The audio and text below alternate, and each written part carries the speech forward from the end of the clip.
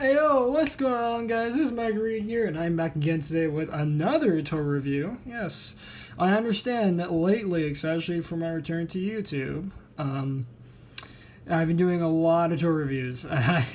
So for all my toy review fans, this should be pretty substantial for you guys, as there's, I believe, I want to say 5 products I reviewed lately. It's kind of crazy, but anyway, so today we're taking a look at yet another Beyblade product. Surprise, surprise. This is Beyblade Burst Surge Hypersphere Tact Leviathan L5. So this is a brand new, somewhat Hasbro exclusive design, except the only thing that's really Hasbro exclusive about it is the Leviathan chip. Strange release, this one. But anyway, we're going to look at the box here. So at the top left-hand corner, I want to say? No, right-hand corner, I'm dumb. We have a nice art render of Tact Leviathan spinning around there, and bursting Wizard Fafnir, I believe that is? Yeah, that's Wizard Fafnir. Okay. And this is balance type, Hypersphere, Beyblade Burst Surge logo, all that good stuff. If I could not... There we go. Flip the box around. We have the product shot here with the chip, layer base, disc, and driver. And oddly, this is a left spinning bay, which is actually pretty neat. And we actually get these stats here, which of course don't read these because they're garbo. Alright, let's get the product out of the way. Threw that in my garbage off screen. But anyways, we're going to take a look at the bay here. So we're going to start off in pieces. And yes, I should mention, as I do every time, that the launchers for these are all the same. So if you've seen any of the Hypersphere launchers, it's basically the same thing every time. So, at least the stars anyway. So let's get right into the parts then. Starting off with the chip. This is Leviathan. And Leviathan looks quite nice. I do like the details on this. Nice blue, gold, and purple with this sort of sparkly plastic. Really makes it look like it's rising out of the ocean. At least to me anyway. And out of all the Hasbro exclusive chips that they've done, I quite like Leviathan. And that I think it's the second left spinning chip in all of Hypersphere, at least to my knowledge. Of course, again, that's only for the Hasbro exclusive designs. I'm not counting in like Venom and Erase Diabolos, which technically is a left spinning bay, but it's only the erase form. And oh god, what's the other bay that's left spin? I can't remember.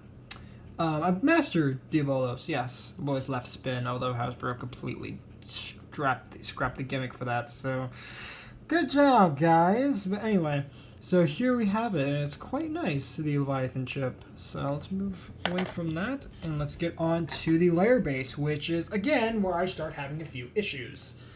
This is the Tact layer base. Now, the original gimmick, at least in GT, because this was originally released in Beyblade Burst GT in 2018, this layer base, the whole gimmick is that you could put in the layer weight. You could put in layer weight just like any other GT base, but the thing that really made it stand out is that when you put in certain layer bases, these little spikes on the sides would actually shift and change with the weight you put in. So like, for example, if you put in say whatchamacallit, if you put in like Union Achilles's chip or layer base, what was it again? Retsu? Yeah, if you put in Retsu, these spikes will come out, and then these ones will fold up and sort of tuck away. Or if you put in this one, these spikes would come out, and then the other ones would just kind of fold up. But on this one, they don't do that. They are all one piece, which is quite a shame, because because for GT bases, and especially for one that was released in a random booster, oddly enough, it's probably the GT base, the original GT base, design. It's the only original design, is what I'm trying to say, that actually had a really interesting concept behind it. Because our layer bases, yeah, they were pretty generic, but this one was actually pretty different in the fact that it just changed the performance depending on the base you put in. It would shift the little blades around, which again, on the Japanese release is really, really impressive, especially considering, well, it's the first time they really actually done anything like this.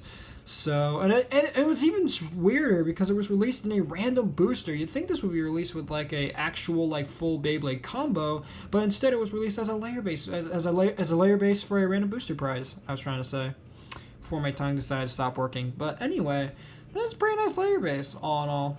I'm curious to see how this is actually going to perform with this sort of modification Hasbro did to it. So, anyway, let's move on to the disc. Now, the disc is, of course, 7. Yeah, so now 7 actually has a pretty long history, at least as of right now, as it originally came out back in 2017 with Legend Spriggan. Yeah, so this disc goes back a few years.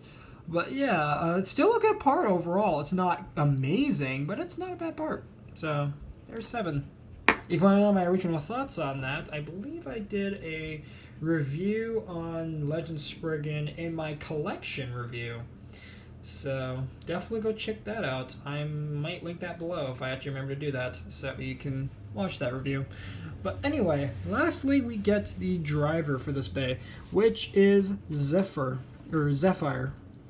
So Zephyr, I'm going to pronounce it. I'm going to call it Zephyr for the remainder of the review because apparently that's what everybody else calls it.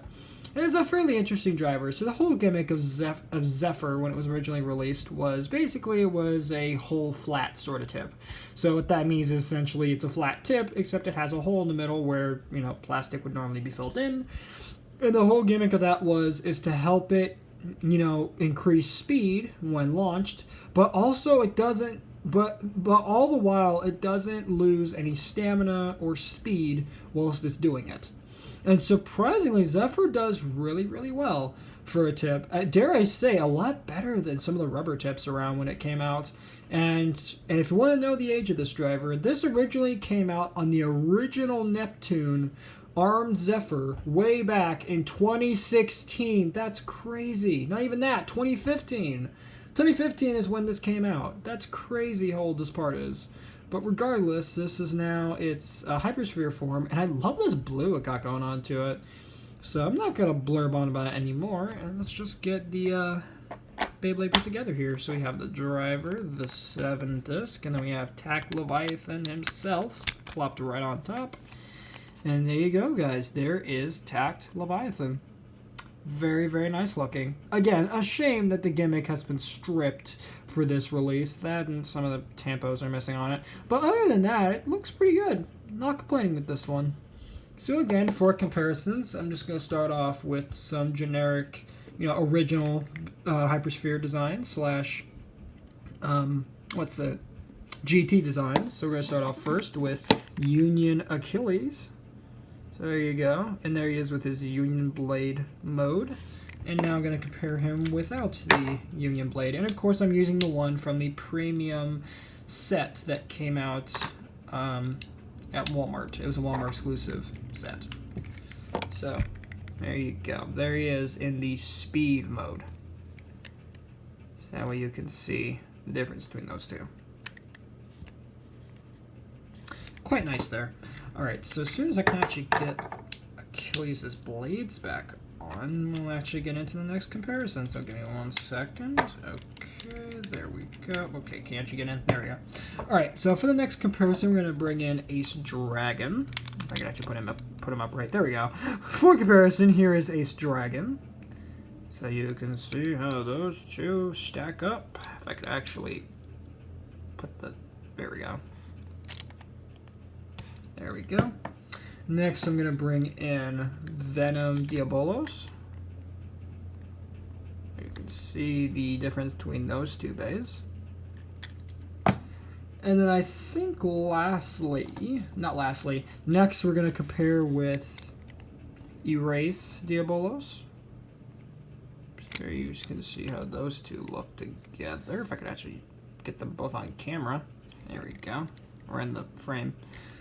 Alright, and then lastly, we're going to look at, with this next to the last bay I reviewed, Big Bang Genesis. So, there you have those two together. The two purple bays together. So, quite nice. Except this one's a lighter purple. It's more like a violet, actually, next to this, which is a more deep sort of purple. So, pretty interesting. Alright, so next we're going to do some comparisons with some of the Hasbro exclusive releases. To start off with, we're going to compare it next to Viper Hydrax. So there you have that. Again, I love the name of this Beyblade, Viper Hydrax, especially the parts for it, Python Coil. I did a whole review on it, and I love this thing. Just the name alone, Viper Hydrax, that is awesome. Anyway, enough of my fanboying. So next we're going to bring in, what is this? Cosmo Kraken, there we go. I almost forgot the name for a second of this one. But yes, this is Cosmo Kraken. So the two sea monsters now together. And I believe they're the only two sea monsters released for GT, so, or Hypersphere. And yeah, the two look quite nice together. The blue nicely complements the blue on the chip, so I'm not complaining there. And plus, you got a Kraken and Leviathan in this. That's pretty cool. And then lastly, we're going to compare this next to Solar Sphinx. There we go, Solar Sphinx. So now we got these two together. And again, the orange does not clash well with the purple at all. But still, quite nice Hasbro exclusive designs. Cannot complain. So, there you go, guys. That has been my review on Beyblade Burst Rise / GT, Tact Leviathan, L5. Almost forgot the name of this. But yeah, guys, thank you guys so much for watching this review. If you guys enjoyed, please make sure to drop a like on this video, subscribe if you're new, and ring the notification bell so that way you get notified of all of my uploads. Thank you guys so much for watching, and I will see you guys in the next tour review or gaming video that I do. Later, Reed Squad, and have a good one.